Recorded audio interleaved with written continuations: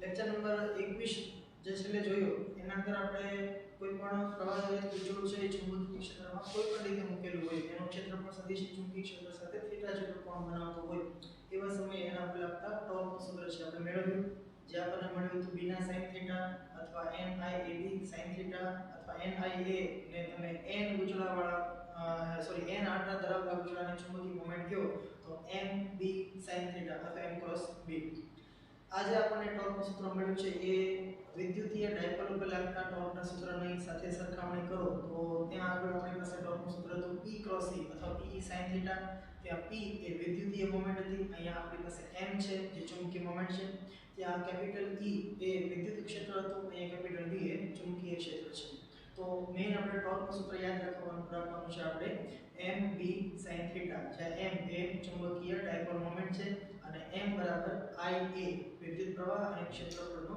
ગુણાકાર જોઈએ આપણે આજના લેક્ચરમાં એ જે ટોપિક આપણે કર્યો તેના આધારે પાઠ્યપુસ્તકના સ્વાધ્યાયની અંદર બે પ્રશ્નો છે આપેલા છે અને પાઠ્યપુસ્તકના સ્વાધ્યાયમાં જોવા જાવ તો પ્રશ્ન નંબર 13 સુધી જ આપણો સ્વાધ્યાય છે ત્યારબાદ 14મા નંબરથી જે પ્રશ્ન શરૂ થાય છે એ વધારાના સ્વાધ્યાયની અંદર છે લાસ્ટ યર ની અંદર જે બોર્ડનું પેપર લેવાયું એના અંદર વધારાના સ્વાધ્યાયમાંથી કોઈ પ્રશ્ન છે પૂછાયા નથી પણ જે લોકો નીટ કે જેડબલઈ માટેની તૈયારી કરતા હોય સાથે સાથે એમના માટે વધારાનો સ્વાધ્યાય છે એ પણ એટલો જ અગત્યનો છે તો આપણે એનો પ્રશ્ન પણ આજે સોલ્વ કરીશું સૌપ્રથમ વાત કરીએ આપણે પાઠ્યપુસ્તકના સ્વાધ્યાયના 13મા પ્રશ્નની પ્રશ્ન કંઈક આ રીતે આપેલો છે એક ટેસ્લા જેટલા નિયમિત સમક્ષિતિજ ચુંબકીય ક્ષેત્રમાં 8 સેન્ટીમીટર ત્રિજ્યા અને 30 આંટા ધરાવતો એક વર્તુળાકાર ગુચડો આપેલો છે જેમાંથી 6 એમ્પિયરનો વિદ્યુત પ્રવાહ પસાર થાય છે અને ખાસ જે આપણે વાત અહીંયા નોંધવાની છે ક્ષેત્ર રેખાઓ એટલે કે ચુંબકીય ક્ષેત્રની જે રેખાઓ છે એ ગુચડાના લંબ સાથે અહીંયા ગુચડાનો લંબ આવો શબ્દ વાપર્યો છે આપણે જ્યારે આગળના લેક્ચરની અંદર ટોર્કનું સૂત્ર તારવ્યું ત્યારે એ વાત કરી હતી કે જે ગુચડાના ઉપર લાગતા ટોર્કની આપણે વાત કરતા હોઈએ એનો ક્ષેત્રફળ સદિશ એ ગુચડાને લંબ રૂપે હોય તો અહીંયા ગુચડાનો લંબ એવો શબ્દ વાપર્યો છે એ હકીકતે ક્ષેત્રફળ સદિશ છે તો ક્ષેત્ર રેખાઓ ક્ષેત્ર એટલે રેખાઓ એટલે ચુંબકીય ક્ષેત્ર અને ગુચડાના લંબ સાથે 60 ડિગ્રીનો કોણ બનાવે છે આનો અર્થ એવો થાય કે ચુંબકીય ક્ષેત્ર અને ક્ષેત્રફળ સદિશ એમના વચ્ચેનો કોણ છે 60 ડિગ્રી છે તો ગુચડાનું આવર્તન ન થાય તે માટે તેના પર લગાડવા પડતા જરૂરી વિરુદ્ધ દિશામાંના ટોર્કનું મૂલ્ય મેળવો હવે આપણે જે જનરલ કેસ જોયો લેક્ચર નંબર 21 ની અંદર જ્યારે ટોર્ક મેળવ્યો ત્યારે આપણે એવું એક વાત કરી હતી કે ભાઈ ગુચડું છે એ સપોઝ કંઈક આ રીતે એનો ક્ષેત્રફળ સદિશ ચુંબકીય ક્ષેત્ર સાથે કંઈક ખૂણો બનાવતો હોય તો એના પર કંઈક ટોર્ક લાગે આપણે એ વાત કરી હતી કે આ બાજુ પર બળ અંદર લાગશે આ બાજુ પર બળ છે બહાર લાગશે પરિણામે ગુચડું છે ફરશે બરાબર તો એના પર જે ટોર્ક લાગે છે એ છે આપણી પાસે NIAB sin થીટા જેટલું હવે અહીંયા આપણે પ્રશ્ન શું કરે છે કે ગુચડાનું આવર્તન ન થાય તે માટે તેના પર લગાડવા પડતા જરૂરી વિરુદ્ધ દિશામાંના ટોર્કનું મૂલ્ય મેળવવાનું છે હકીકતમાં જોઈએ તો ટોર્ક જ મેળવવાનું છે પણ થોડું કન્સેપ્ટ સમજીએ આપણે કે આ જે ગુચડું છે એના પર આ બાજુ પર આમ બળ લાગે ધારો કે આના પર બળ આમ લાગે એટલે પરિણામે ગુચડું છે ફરશે કારણ કે એના પર કંઈક ટોર્ક લાગે છે પણ આપણે અહીંયા પ્રશ્નમાં કીધું છે કે ગુચડાનું આવર્તન ન થાય મતલબ કે આને આપણે ફરવા નથી દેવું તો શું કરવું પડે તો કે જેટલું ટોર્ક એને આમ લાગે છે આમ ફેરવવા માટે એટલું જ વિરુદ્ધ દિશામાં આપણે ટોર્ક છે લગાડવું પડશે બરાબર એટલે ગુચડાનું આવર્તન ન થાય એ માટે આપણે જેટલું પેલું જે ચુંબકીય ક્ષેત્રને લીધે ટોર્ક લાગે આટલું જ ટોર્ક આપણે એનાથી વિરુદ્ધ દિશામાં લગાડવું પડશે એટલે અહીંયા આપણે સૌથી પહેલા લખીએ કે ગુચડાનું આવર્તન ન થાય તે માટે તેના પર લગાડવું પડતું જરૂરી ટોર્ક ચુંબકીય ક્ષેત્રને લીધે જે ટોર્ક લાગતું જ આપણે વિરુદ્ધ દિશામાં લગાડવું પડશે ચુંબકીય ક્ષેત્રને લીધે લાગતું ટોર્ક છે એ છે આપણી પાસે NIAB sin થીટા આ થીટા એ કોના વચ્ચેનો કોણ તો કે ક્ષેત્રફળ સદિશ અને ચુંબકીય ક્ષેત્ર વચ્ચેનો હવે અહીંયા આગળ આપણને ગુચડું છે વર્તુળાકાર આપેલું છે જો બરાબર તો અહીંયા ક્ષેત્રફળ છે વર્તુળનું ક્ષેત્રફળ લખવું પડશે આપણે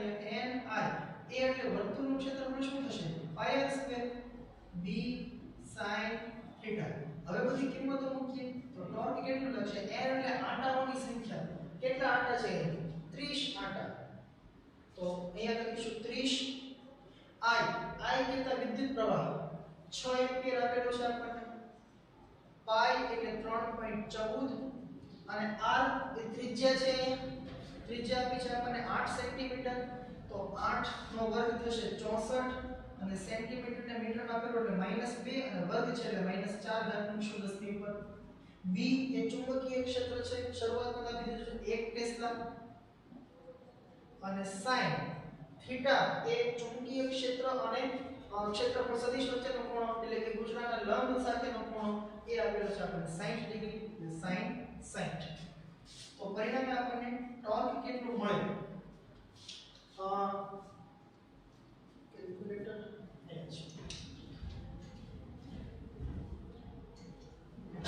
હવે 30 ગુણ્યા 6 180 થશે. બરાબર 30 ગુણ્યા 6 180 એને ગુણ્યા 3.14 ગુણ્યા 64 એને ગુણ્યા અહીંયા sin 60 જે છે એની કિંમત છે √3/2.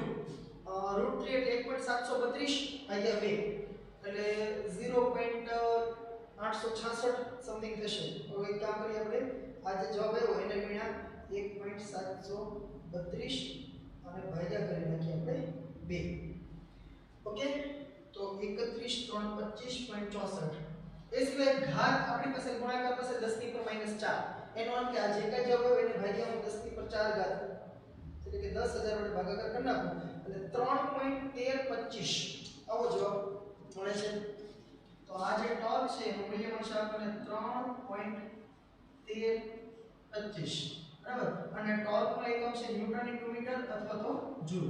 તો આટલું ટોર્ક એ ગુંચળા પર ચુંબકીય ક્ષેત્ર લીધે લાગતું હશે અને એનું આવર્તન ન થાય એ માટે આપણે આટલું જ 13.25 જૂલ જેટલું ટોર્ક છે વિરુદ્ધ દિશામાં લગાડવું પડશે અને પરિણામે એના નેટ ટોર્ક 0 થઈ જાય અને એનું આવર્તન છે નહીં થાય.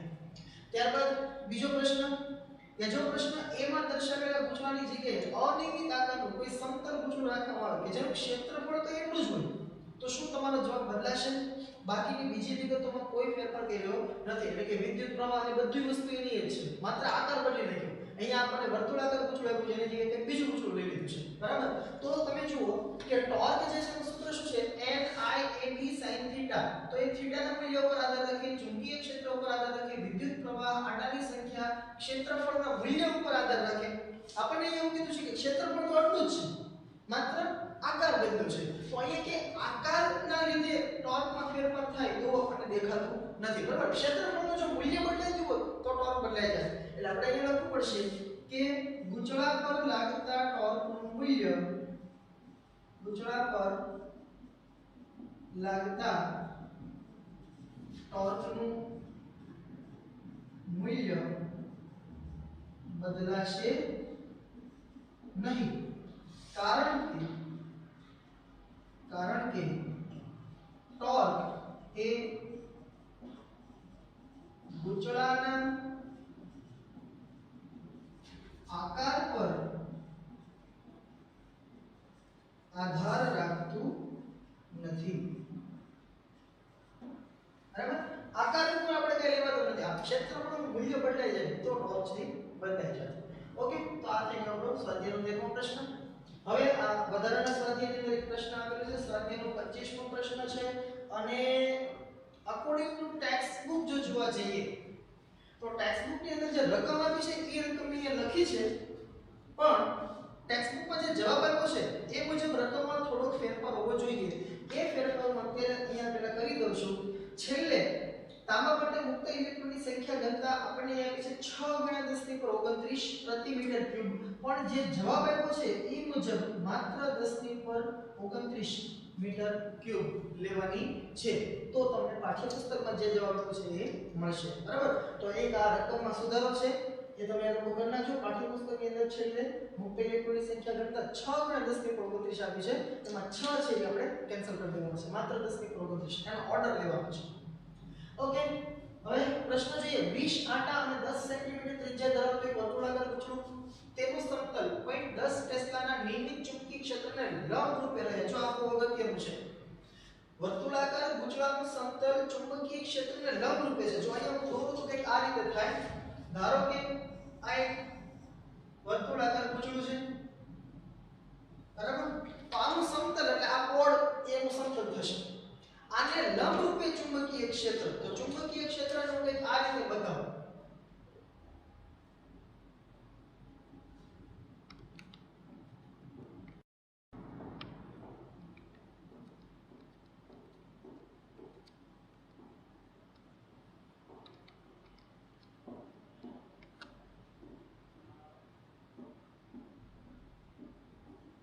મેં ડોટ થી બતાવ્યું છે, મતલબ કે ચુંબકીય ક્ષેત્ર બહાર આવે છે, બરાબર? અને આ સમતલ જશે, બરાબર? વર્તુળ લૂપ છે આ રીતે પડ્યું છે, એનું સમતલ ક્ષેત્રને લંબ રૂપે, સમજે છે વાત? આપણે ક્ષેત્ર છે એ બહાર તરફ બતાવ્યું છે અને સમતલ આમ છે, તો બે એકબીજાને લંબ થઈ ગયા. વર્તુળાકાર ગુંચળું તેનું સમતલ 1.10 ટેસ્લાના ચુંબકીય ક્ષેત્રને લંબ રૂપે રહે એમ મૂકેલું છે. તો હવે તમે જુઓ અહીંયા થીટા 90 નથી. આપણે જે ટોર્ક નું સૂત્ર લખીએ છીએ બીના sin થીટા, એના અંદર જે થીટા છે અહીંયા 90 નહીં બને. કારણ કે થીટા કોના વચ્ચેનો છે? ક્ષેત્રફળ સદિશ અને ચુંબકીય ક્ષેત્ર વચ્ચે. અહીંયા આપણને એવું કીધું છે કે વર્તુળાકાર ગુંચળાનું સમતલ એ ચુંબકીય ક્ષેત્રને લંબ રૂપે છે. તો આનો ક્ષેત્રફળ સદિશ કેમ હશે?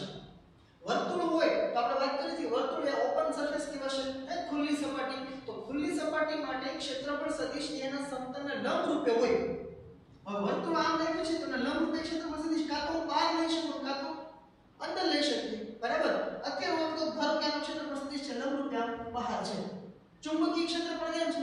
બહાર તરફ, બરાબર? આ વસ્તુ ખાસ યાદ રાખજો. જ્યારે તમને પ્રશ્નમાં એવું કે કોઈ પણ ગુંચળાનું સમતલ એ ચુંબકીય ક્ષેત્રને સમાંતર છે, આવો શબ્દ વાપરે, તો એવા સમયે ગુંચળાનું ક્ષેત્રફળ સદિશ એ ક્ષેત્રને લંબ હશે, ચુંબકીય ક્ષેત્રને. પણ ગુંચળાનું સમતલ જ જો ચુંબકીય ક્ષેત્રને લંબ રૂપે હોય તો એનો ક્ષેત્રફળ સદિશ એ ચુંબકીય ક્ષેત્રને સમાંતર થઈ જશે. તો આ વસ્તુ એ છે કે વર્તુળાકાર ગુંચળાનું સમતલ એ ચુંબકીય ક્ષેત્રને લંબ રૂપે છે, તો આથી એનો ક્ષેત્રફળ સદિશ છે એ પાછું ચુંબકીય ક્ષેત્રની દિશામાં થઈ જશે. એટલે અહીંયા હું એવું લખીશ, સૌથી પહેલી વસ્તુ કે angle between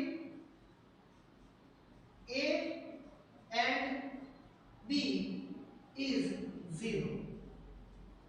બરાબર? એટલે કે ક્ષેત્રફળ સદિશ અને ચુંબકીય ક્ષેત્ર એકબીજાને સમાંતર છે અને એમના વચ્ચેનો જે ખૂણો છે એ 0 ડિગ્રી છે. બરાબર? સમતલ લંબ છે, ક્ષેત્રફળ સદિશ તો સમાંતર થશે. ચાલો, તો સૌથી પહેલું પૂછે છે ગુંચળા પરનું કુલ ટોર્ક કેટલું થાય? અચ્છા, ટોર્કનું સૂત્ર છે આપણા પાસે બીના sin થીટા. હવે આના અંદર અહીંયા થીટા એ કોના વચ્ચેનો કોણ? તો કે ક્ષેત્રફળ સદિશ અને ચુંબકીય ક્ષેત્ર વચ્ચેનો. તો અહીંયા આપણે થીટા 0 લખી નાખો તો આ આગળની કાંઈ કિંમતો મૂકવાની જરૂર નથી, કારણ કે sin 0 થઈ જશે 0 અને ટોર્ક થઈ જશે 0. બરાબર? ત્યારબાદ બીજું પૂછ્યું છે આપણને ગુંચળા પરનું કુલ બળ કેટલું થાય? તો બળ જે છે જ્યારે કોઈ પણ ગુંચળું ચુંબકીય ક્ષેત્રમાં મૂકેલું હોય, આપણે અગાઉ એક સ્પેશિયલ કેસ કર્યો લેક્ચર નંબર 19 માં આપણે એવું કીધું હતું કે સમતલ છે ચુંબકીય ક્ષેત્રને સમાંતર હોય, એટલે કે એનું ક્ષેત્રફળ સદિશ કે ચુંબકીય ક્ષેત્રને લંબ રૂપે હોય. તો એવા સમયે આપણે જ્યારે બધા અલગ અલગ બળ મેળવતા હતા, બે બળ કેન્સલ થઈ જતા હતા અને બાકીના બે બળ છે એ સમાન મૂલ્યના અને પરસ્પર વિરુદ્ધ દિશાના અને એકલક સ્તર નહોતા. પણ સમાન મૂલ્યના પરસ્પર વિરુદ્ધ દિશાના બળ હોય તો પરિણામી બળ તો શૂન્ય થવાનું છે. એ રીતે હમણાં આપણે જે જનરલ કેસ કર્યો લેક્ચર નંબર 21 માં, ત્યાં પણ એવું કીધું કે બે બાજુ ઉપર લાગતા બળ ઉપર નીચે હતા, એ તો એકબીજાને સરનામું કરતા હતા અને આ બે બળ જે છે એ સમાન મૂલ્યના અને પરસ્પર વિરુદ્ધ દિશાના હતા. તો એમનું F net જે પરિણામી બળ છે એ શૂન્ય થઈ જશે. એટલે આ વાત ખાસ યાદ રાખો મિત્રો કે કોઈ પણ ગુંચળું જ્યારે ચુંબકીય ક્ષેત્રમાં કોઈ પણ પરિસ્થિતિમાં મૂકેલું હોય, અને એક ખાસ વસ્તુ ચુંબકીય ક્ષેત્ર નિયમિત હોવું જોઈએ. અનિયમિત ચુંબકીય ક્ષેત્રમાં બળ બદલાઈ જશે. બરાબર? પણ નિયમિત અને વધારે પડતા પ્રશ્નો આપણને એ પ્રકારના જ આપેલા છે. તો નિયમિત ચુંબકીય ક્ષેત્રમાં જ્યારે કોઈ ગુંચળાને મૂકવામાં આવે, એ ક્ષેત્રને સમાંતર હોય, ક્ષેત્રને લંબ હોય, ક્ષેત્ર સાથે કોઈ ખૂણો બનાવતો હોય, વોટએવર જે કઈ પરિસ્થિતિ આપેલી હોય, આ બધી જ પરિસ્થિતિઓમાં ગુંચળા પરનું કુલ બળ હંમેશા શૂન્ય થશે. પણ ખાસ યાદ રાખજો મગજમાં નિયમિત ચુંબકીય ક્ષેત્ર હોય ત્યારે એમ થાય. તો અહીંયા આગળ હું ડાયરેક્ટ લખી નાખીશ કે F net એ અહીંયા થશે 0. બરાબર.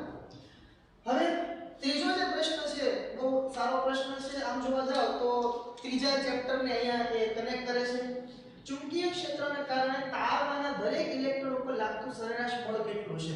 હવે આપણે આ ચેપ્ટરની અંદર એક સૂત્ર ભણ્યા છીએ કે કોઈ પણ વિદ્યુતભારિત કણ ચુંબકીય ક્ષેત્રમાં અભિવ્યક્તિ ગતિ કરતો હોય તો ત્યારે એના પર લાગતું ચુંબકીય બળ છે F = q v × b. બરાબર. પહેલા તો આપણે ત્યાંથી સ્ટાર્ટ કરીએ. તો અહીંયા હું એવું લખું છું કે ઇલેક્ટ્રોન પર, કારણ કે આપણે ઇલેક્ટ્રોન પર લાગતું બળ મેળવવાનું કીધું છે. બરાબર. દરેક ઇલેક્ટ્રોન પર, તો ઇલેક્ટ્રોન પર લાગતું સરેરાશ બળ સૂત્ર છે આપણા પાસે F. બરાબર. F એમ કીધી આપણે ચુંબકીય બળ છે. તો q v × b. બરાબર. અને આને આપણે લખી શકીએ છીએ q v b sin θ. બરાબર. થીટા હું થોડી વાર નથી લખતો. હવે ધ્યાન આપજો. ભૂલથી θ 0 નો લખી નાખતા. આ આખો કન્સેપ્ટ છે આમ જો તો અલગ પડી જાય છે. ઇલેક્ટ્રોન ઉપર લાગતું બળ મેળવવાનું છે. હવે આ ઇલેક્ટ્રોન છે ક્યાં પહેલા એ વિચારો. આપણને શું કહે છે કે આ વર્તુળાકાર ગૂંચળું છે એમાંથી 5 એમ્પિયરનો વિદ્યુત પ્રવાહ વહે છે. અચ્છા, વિદ્યુત પ્રવાહ છે ધેટ મીન્સ કે there are some electrons. Electron છે કંઈક ગતિ કરે છે. તો આ જે વર્તુળાકાર લૂપ છે એના અંદરથી ઇલેક્ટ્રોન છે એ ફરતા હશે, એના અંદર ભ્રમણ કરતા હશે અને તો જ આપણને વિદ્યુત પ્રવાહ છે પસાર થાય એવું કહી શકીએ આપણે. બરાબર. હવે ધારો કે હું એવું કહું કે આ જે ગૂંચળું છે એમાંથી પ્રવાહ આમ વહે છે વિષમઘડી દિશા અથવા સમઘડી વોટેવર તમે જે કોઈ પણ લઈ શકો, પણ મેં આપણે કન્સેપ્ટ સમજવાનો છે. તો હું એવું કહું કે આ જે તાર છે એમાંથી ધારો કે પ્રવાહ આમ વહે છે. બરાબર. તો પ્રવાહ કરતા વિરુદ્ધ દિશામાં ઇલેક્ટ્રોનની ગતિ હોય. બરાબર. રેવાજી પ્રવાહની દિશાને બધું આપણે ભણી ગયા છે. તો ધારો કે હું એવું કહું કે આ જે જગ્યા છે ત્યાં ઇલેક્ટ્રોન આમ નીચે આવતો હશે, આમ ઇલેક્ટ્રોન આમ ફરતા હશે સમઘડી. બરાબર. તો ઇલેક્ટ્રોનનો વેગ નીચે તરફ છે. ચુંબકીય ક્ષેત્ર ક્યાં છે? બહાર. તો એ એકબીજાને લંબ છે. સમજો. ઇલેક્ટ્રોન છે જો આમાંથી ધારો કે વેગ વિષમઘડી દિશામાં હોય તો ઇલેક્ટ્રોન સમઘડી દિશામાં ફરતા હશે અને ઇલેક્ટ્રોનની ગતિની વિરુદ્ધ દિશાને જ આપણે રેવાચિક વિદ્યુત પ્રવાહની દિશા તરીકે લઈએ છીએ. પ્રકરણ નંબર 3. તો અહીંયા હું એવું કહું કે ધારો કે પ્રવાહ વિરુદ્ધ વિષમઘડી ફરે છે તો આ જે તાર છે એના અંદર ઇલેક્ટ્રોન ફરતા હશે ને, એ ઇલેક્ટ્રોન છે સમઘડી ફરતા હશે. તો ધારો કે અહીંયા આગળ ઇલેક્ટ્રોન નીચે સ્પર્શકની દિશામાં જ આપણે વેગ લેતા હોઈએ ને, તો ધારો કે ઇલેક્ટ્રોન અહીંયા હોય ત્યારે વેગ સ્પર્શકની દિશામાં નીચે તરફ હશે. અહીંયા હોય તો આમ હશે, આમ ખ્યાલ આવે છે. તો સ્પર્શક તો આપણે સમતલમાં જ હશે, ચુંબકીય ક્ષેત્ર છે બહાર તરફ છે. તો કોઈ પણ જગ્યાએ તમે ઇલેક્ટ્રોનની ગતિને ધ્યાનમાં લ્યો. ધારો કે હું એવું કહું કે ઇલેક્ટ્રોન અહીંયા જ્યારે હોય, બરાબર, આ વાયરમાંથી આમ ફરતો હોય અહીંયા હોય તો એવા સમયનો વેગ આ દિશામાં છે. બરાબર. અહીંયા હશે ત્યારે એનો વેગ આમ હશે. ખ્યાલ આવે છે માતાને? હે? તો ચુંબકીય ક્ષેત્ર તો બહાર તરફ છે. તો અહીંયા જે આપણે sin θ લખવાનું છે કોના વચ્ચેનો ખૂણો? v અને b વચ્ચેનો. તો v કહેતા જે કણ ઉપર લાગતું ચુંબકીય બળ મેળવવાનું છે એનો વેગ, અને અહીંયા આપણે ઇલેક્ટ્રોન ઉપર લાગતું બળ મેળવવાનું છે. તો ઇલેક્ટ્રોનનો વેગ આ દિશા આ સમતલમાં છે, બધે ચુંબકીય ક્ષેત્ર બહાર તરફ છે, બંને એકબીજાને લંબ છે. એટલે અહીંયા હું લખીશ sin 90.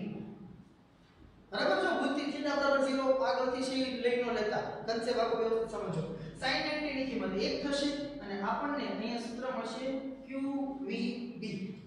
હવે Q એટલે કોણ? તો કે જે વિદ્યુત ભારિત કણ છે જેના ઉપર આપણે લાગતું બળ મેળવવું છે એનો વિદ્યુત ભાર. તો એ કોણ છે? ઇલેક્ટ્રોન. તો ઇલેક્ટ્રોનનો વિદ્યુત ભાર આપણને ખબર છે. V ઇલેક્ટ્રોનનો વેગ, બરાબર, અને B એ ચુંબકીય ક્ષેત્ર. ચુંબકીય ક્ષેત્ર આપણને આપેલું છે પણ ઇલેક્ટ્રોન આમાંથી કેટલા વેગથી ગતિ કરે છે એ આપણને આપ્યું નથી. તો હવે અહીંયાથી આપણે ચેપ્ટર નંબર 3 નો કન્સેપ્ટ છે એ ઉપયોગ કરવાનો છે.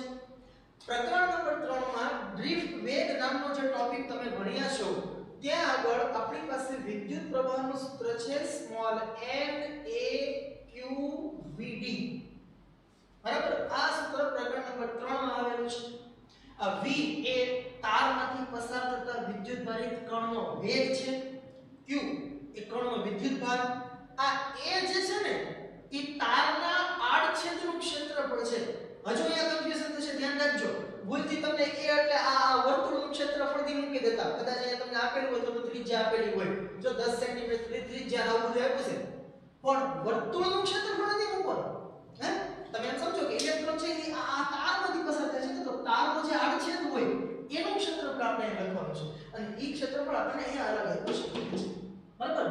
વર્તુળનું ક્ષેત્રફળ અહીંયા લખી નહીં નાખતા ઓકે તો I બરાબર NAQVT આના પરથી હું જો વેગને કરતા બનાવું તો V બરાબર આપણને મળશે I upon NAQ અને એ દીએ ગઈ સમીકરણ 1 અને આ 2 તો સમી 1 અને 2 પરથી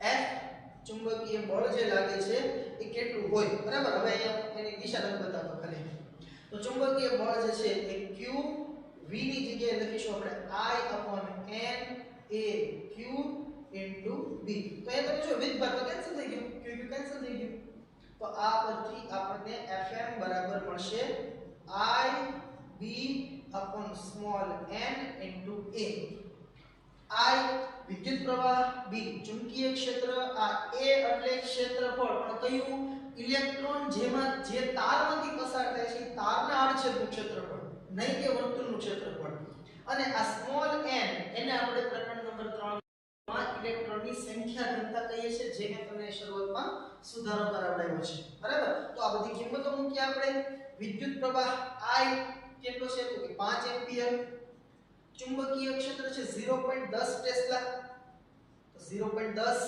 ભાગ્યા n સંખ્યા ઘનતા 6 × 10⁻29 ઘાત આપેલી છે પણ એ 6 આપણે કેન્સલ કર્યો છે એટલે 10⁻29 ઘાત અને ક્ષેત્રફળ એ આપણને આડછેદનું ક્ષેત્રફળ આપ્યું છે 10⁻−5 ઘાત બરાબર વર્તુળનું ક્ષેત્રફળ નથી આ પાઈ સ્ક્વેર ને લખતા પાછા તો તમે જુઓ આ 10⁻29 અને -5 એટલે નીચે રહેશે 10⁻24 ઘાત એ 24 ઘાત અંશમાં આવે એટલે -24 એટલે હું લખીશ 5 આ 0.1 એટલે 10⁻−1 ઘાત અને 10⁻−24 ઘાત પરિણામે આપણને મળશે 5 × 10⁻−25 ઘાત અને બળ મેળવીએ છીએ તો બળનો એકમ ન્યૂટન બરાબર તો આટલું બળ એ જે આના અંદરથી ઇલેક્ટ્રોન આ તારમાંથી પસાર થતા હોય એના પર લાગશે બીજી એકવાર પ્રવાહ મેં સમઘડી લીધો છે એટલે તમે વિષમઘડી લેશો એનાથી જવાબમાં કોઈ ફેરફાર પડશે નહીં મેઈન જે આપણે કન્સેપ્ટ સમજવાનો હતો કે ઇલેક્ટ્રોનનો વેગ અને ચુંબકીય ક્ષેત્ર એકબીજાને લંબ છે ઓકે થેન્ક યુ